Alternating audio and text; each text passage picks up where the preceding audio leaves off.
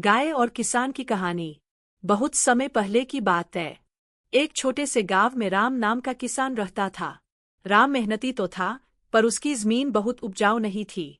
खेतों में दिन रात मेहनत करने के बाद भी परिवार का गुजारा मुश्किल से हो पाता था। एक दिन राम को बाजार से लौटते समय रास्ते में एक दुबली-पतली, भूखी और थकी हुई गाय दिखी। गाय बहुत कमजोर थी और ऐसा लग रहा था कि कई दिनों से उसे ढंग से भोजन नहीं मिला। राम को उस पर दया आ गई। उसने सोचा, यह बेचारा प्राणी भी भगवान का ही रूप है। अगर मैं इसे अपने घर ले जाकर देखभाल करूं, तो शायद यह भी मेरी मदद कर सके। राम ने उसे प्यार से घर ले आया, उसे पानी पिलाया और चारा खिलाया।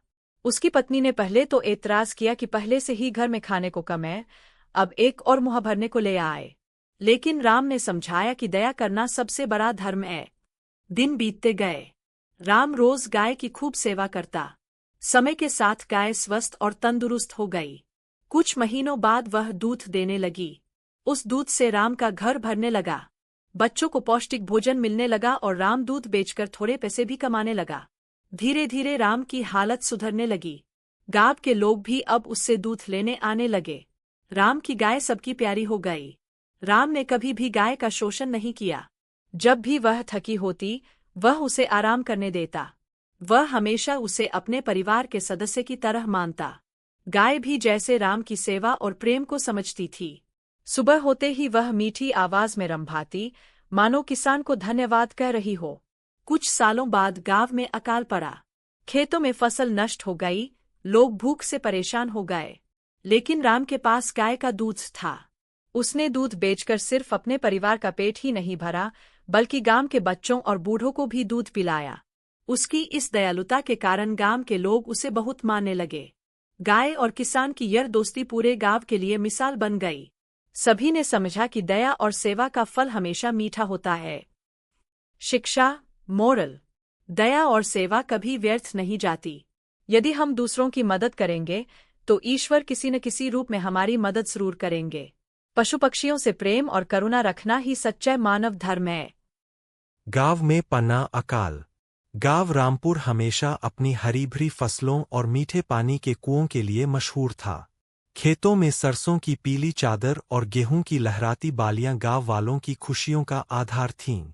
लेकिन इस साल सब कुछ बदल गया। बरसात समय पर नहीं हुई, बादल आए भी तो बरसे नहीं। धीरे धीरे खेतों में दरारें पड़ने लगीं, नहरें सूख गईं और कुएं भी पानी देना बंद कर गए।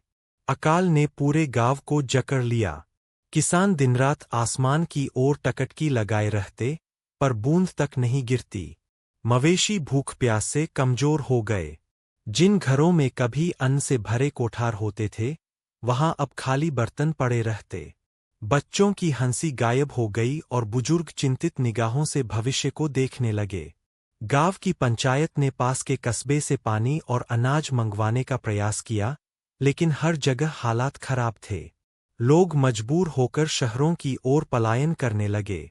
कुछ परिवार गांव छोड़ गए, पर कई बुजुर्ग अपने खेत खलिहान छोड़ने को तैयार नहीं हुए।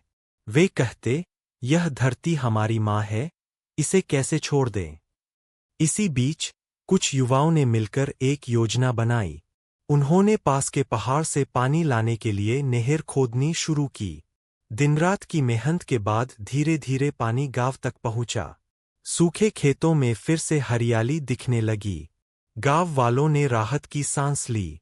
निष्कर्ष, कठिन समय चाहे जितना हो, अगर सब मिलकर सामना करे तो आशा की किरण जरूर मिलती है।